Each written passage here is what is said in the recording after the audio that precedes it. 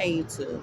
The reason why I'm doing this video is to really talk about how people feel everything's okay when Christian people are being abused. They want you to be content with the abuse and the mistreatment of you. What I'm starting to understand is that if you're serving God, certain things we shouldn't go through. So now we're dealing with ciphering issues. The ciphering issue it stems from the fact that the enemy, and a lot of times they're not teaching you to actually look at the enemy as the enemy, but I don't know how else to look at you. When we're dealing with issues like a rabies situation or something like that, where the person cannot register that you're not their enemy. You are still an enemy to me. You are a danger to me. Whether I have to put you down because I want to or put you down because of the fact that you are opposition to me and you have been opposing me and coming at me the wrong way. We have to sit up here and we have to recognize as we serve God that there are certain things that are demonic and it's out of their control. What this means is this: they don't know what they're doing. They masked up. They look like family. They masked up. They look like people you love. They're masked up. They look like people that care about you, but they're actually under the control of somebody else. If they're not under the control of somebody else and they're asleep somewhere, at the same time, somebody else is using them. You have to be prepared to do what you have to do for you. I love you. You are my family. I care about you, but at the same time, I cannot compromise self. And that's what a lot of people are now requiring from other people. You want to require me to lose. You want to require me not to have. You want to require me to go through all of these unnecessary changes because you're trying to pose as somebody that you're not actually playing the position of. See, and I'm going to tell you where it really hurts because we have been dealing with people playing certain positions since our youth. And we're under the impression, oh, they love us. They care about us. They want to see us succeed. They want the best for us. They don't. They don't. If you really want to see your enemy hate, show them that you're making it. Show them that you have. Show them that you're coming up and you're doing better for yourself. Watch and see how quick your enemy hate on you. Watch and see how quick your enemy be like, oh man, this joker guy, it ain't gonna happen. You have to know for a fact that the enemy cares nothing about you. He's gonna use everything that he can get his hands on against you. She can get her hands on against you. Whatever they can do against you, they gonna do. But don't be naive or deceived that these people care about you. I'm telling you, you can love something, and if that something is hurting you, you have to let it go, because the more you stay there, the more you're gonna crumble, the more you're gonna descend, the more you're gonna fall. There's people in my life, man. I'm gonna be real with you. I dated at times that were unhealthy for me. When I say unhealthy for me, they were unhealthy for me. I was losing with them. You get what I'm saying? All kinds of stuff going on in my life. My behavior patterns was abnormal because they were nothing like me. The situations I was going through, nothing like what I should have been going through. But guess what? I'm going through them. Why are you going through these situations? I'm going through these situations because I am with the wrong people in my atmosphere. And that doesn't matter if they church people. Sometimes we sit up there and we hook up with church people and we say, hey, these are God-fearing people. I should be good. But I'm going to tell you something. Demons nowadays, they smile. They act godly, and there's ungodliness behind them. So what they do, they're smiling in your face and stuff like that. They're telling you all the right things to do, but check your lifestyle when you're around them. That's how you're going to know. Check your lifestyle. Am I sinning? I'm going to church. I'm around nothing but holy people. But have I noticed that I started sinning more? Have I noticed that I started slacking off more when it comes to God? Have I noticed that something's wrong more? I'm around nothing but family. I love my family. My family's good. We came up in the church. We grew up in the church. But guess what? Start checking what you're doing while you're around them. They're telling you all the right things. Yeah, you telling me what I like to hear. You telling me what I want to hear. But demons nowadays got another way of doing things. You're around them. They telling you one thing, but they're sitting up there puppeteering you into a whole nother dimension. See, everybody can say, yeah, girl, I want you to succeed. I want the best for you. But when that puppeteering goes on and they pulling the strings and they pulling the strings in different ways, like, first of all, start checking whether or not you have to use foul language around them. I'm serving God, I love God and stuff like that. But I should never have to use foul language around people that I love. So I can tell you're not the people that I love because I'm starting to notice, man. I've been saying a lot of foul stuff lately. I've been getting out of pocket a whole lot lately. Since I've been around you, I've been noticing like my conversation and the way I talk is very different. So if I'm getting out of pocket, I'm getting disrespectful, my conversation is a little bit different. And here they are pointing the fingers at you because they're saying all the right things, they're doing all the right things, but you haven't noticed that your connection to them is negative because they demonic. See, certain demons come at you and they appear righteous, they appear holy, they appear to be everything that they supposed to be, but the whole time they're puppeteering and throwing you off. They're puppeteering and getting you out of pocket. They're puppeteering and taking from you. But you're not noticing it because you're like, it can't be them because they're saying all the right things, they're doing all the right things, but they ain't the right thing. When you start noticing that these demons are actually coming at you, and see, a lot of times people don't know what a demon does. A demon stops you from doing what you need to do. Oh my God. A demon stops you from doing what you need to do. I would have went to college. What am I doing? I'm battling my demons. I would have been got good grades as a child. In growing up, I wasn't disrespectful, but guess what? You were battling your what? You battling your demons. So the moment when you're released from these demons and stuff like that, they're trying to reconnect because you opposition to them. You're an opponent to them. They don't care. You're going to go through warfares. You're going to go through so many different things. When I tell you, sometimes being around certain people, we don't even get the spiritual exercises that we need. You can't meditate. Why can't I meditate? I'm not in a good atmosphere. I'm in an atmosphere that's not productive for me and stuff like that. That's when we sit up here and we have to realize, when I was looking back at meditation, they say sometimes you're going to be in bad environments and you're going to have to go to different places in meditation, no matter the environment. You're going to have to meditate and remove yourself from bad atmospheres and stuff like that. But the enemy knows this. So what does he do? He's going to sit there and nitpick. He's going to sit there and poke and stuff like that at you. When I said that I go through rape situations, I'm going through actual rape situation. I can show you gynecologist reports and stuff like that. Vagina large as all our knows. Can't nobody tell me that I'm not going through rape situations. But guess what? The enemy says, okay, well, since you can't see it and you're going through vision impairment, or since you can't tell me who's doing this to you, if you're really going through a rape situation, you should know exactly who's doing this to you. But the enemy already knows the situation that you're in.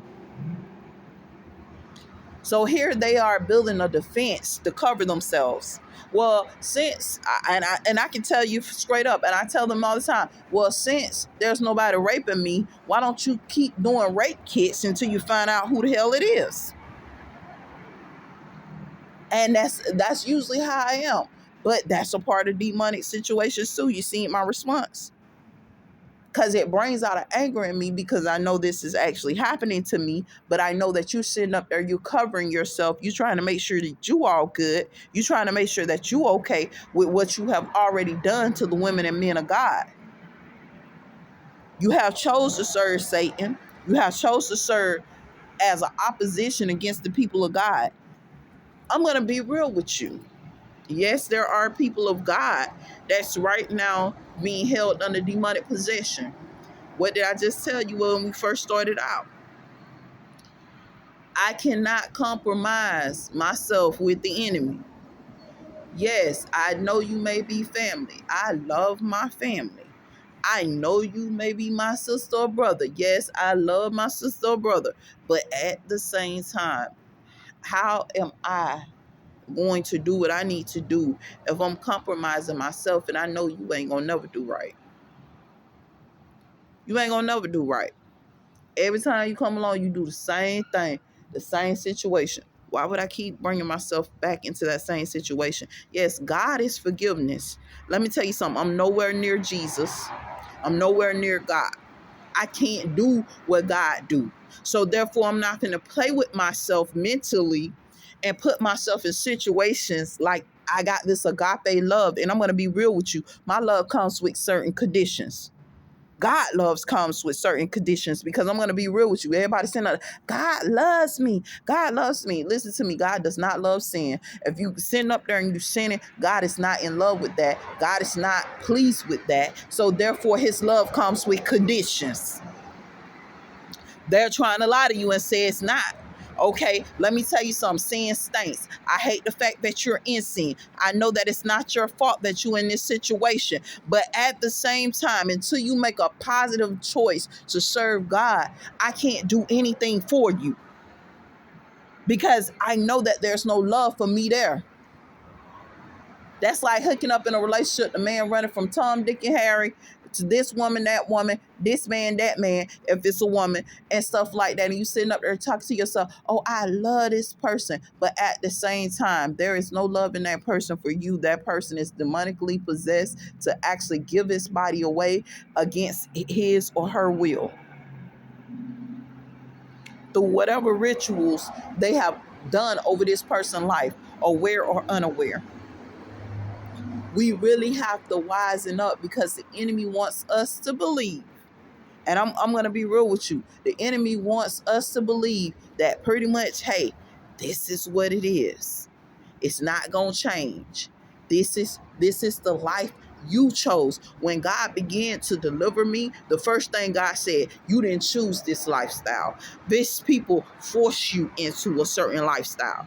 You did not choose to live like this. These people force you to live like this. When I started going up against the enemy and I started noticing oppositions in my life, I started noticing that the enemy didn't want me with certain things. The enemy didn't want me to have. The enemy did not want me to prosper. The enemy did not want me to succeed. Then I started noticing other things.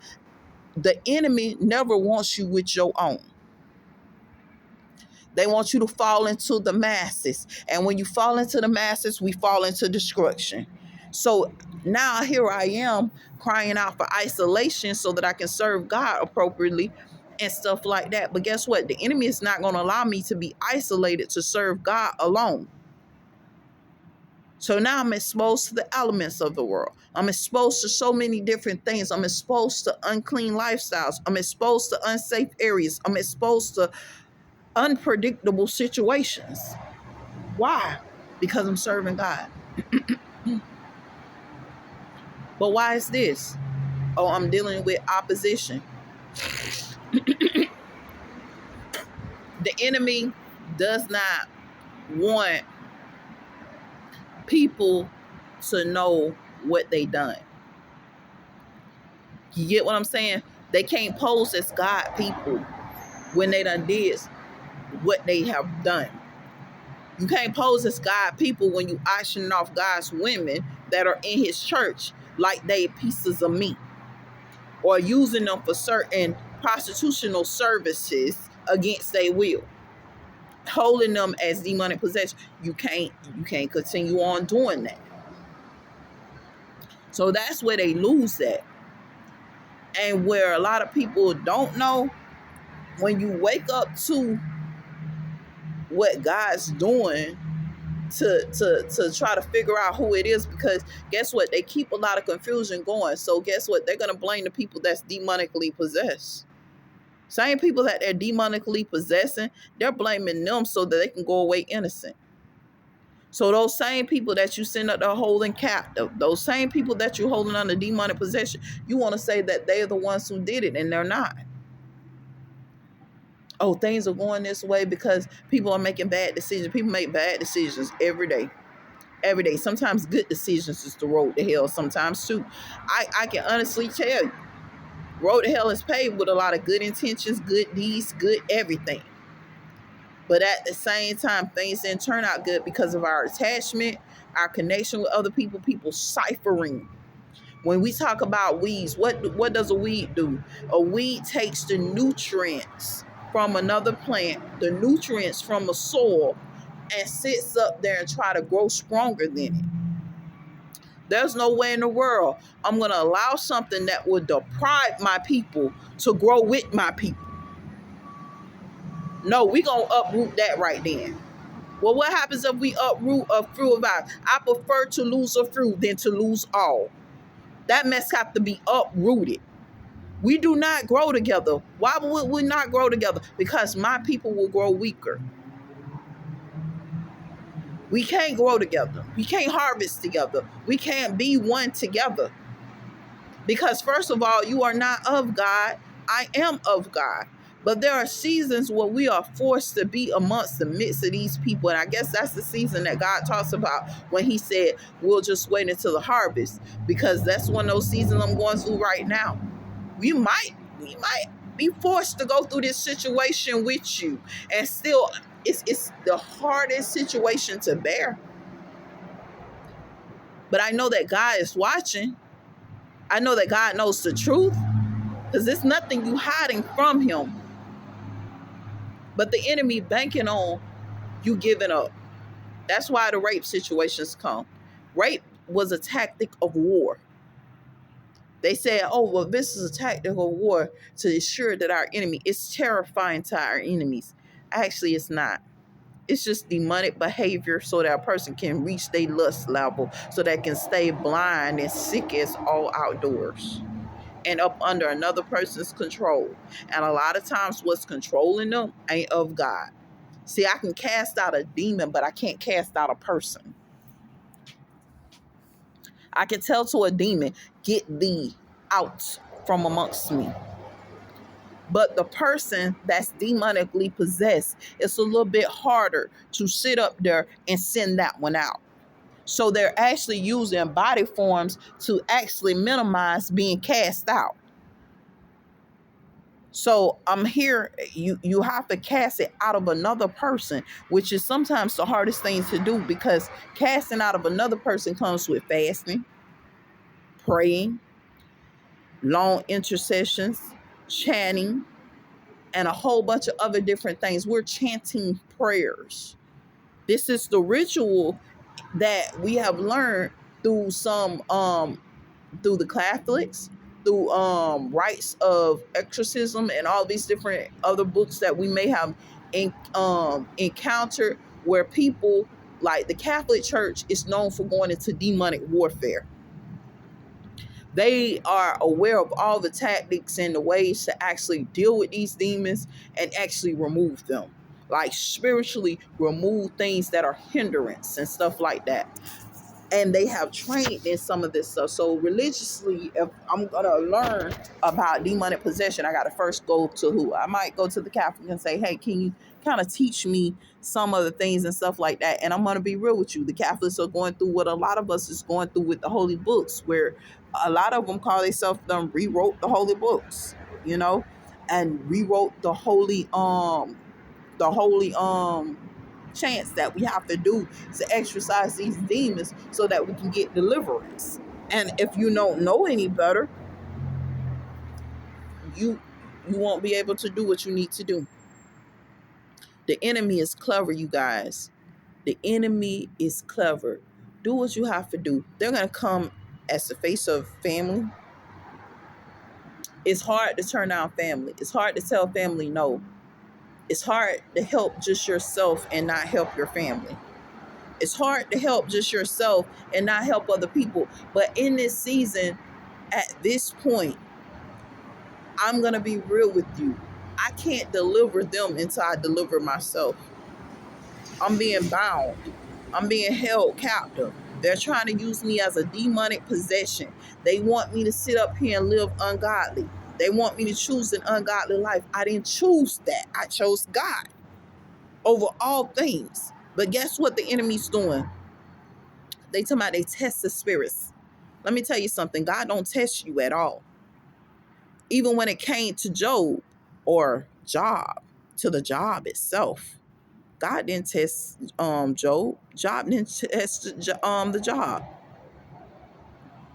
He said, Satan said, if you remove this hedge from around Job, this is how Satan said it to him. If you remove this hedge from around Job, he'll curse you to your name. If you take all his riches from him, he'll curse you to your name. If you do this to him, he'll curse you to your name. Is that God testing you? That's the Satan. That's the devil. That's the opposition. That's the enemy. The enemy never wanted you to have the same thing. And let me be real with you. We sitting up here and we looking at them and we call them angels. Let me be real with you what they really are. They are mankind that got to a certain level. And once you are crowned king, like once you checkmate the game, you are royalty. That's like playing checkers. Once we make it to the other side, they gotta crown me. I made it to the other side. Crown me. Now, the same thing that went on with Esau, that went on with all the royal kings and stuff like that. They start to try to take them as possession. So that which is angelic, they're trying to turn demonic. And they try to take them captive and force them into a certain lifestyle. I'm going to be real with you. It does not change. We have to be ready to take on the armor of God. Keep on the armor of God. Only time we take off our clothes is when it's time to bathe. Other than that, our clothes stay on unless we use in the bathroom. That's the only way you see them pull down. Be ready for real warfare. And you cannot change. When you choose God, don't sit up there and say, oh, I'm going to choose God today. Tomorrow, I'm going to choose so-and-so. No, you're going to have to choose God all the way. It can't be no, I'm choosing God now and I'm choosing something else. No, it has to be God all the way. Know what y'all dealing with. Hopefully these words encourage you guys. Hopefully they give you guys strength, wisdom, knowledge, and understanding. I don't know what's the outcome, but I can tell you guys this. If you're not serving God and you serving Satan, man, I'm telling you, you're taking our people back decades and decades and decades of enslavement. We're going through decades and decades and decades of enslavement. And you, as one person, can actually free our people by just choosing God no matter what. Hopefully these words encourage you guys. Stay blessed.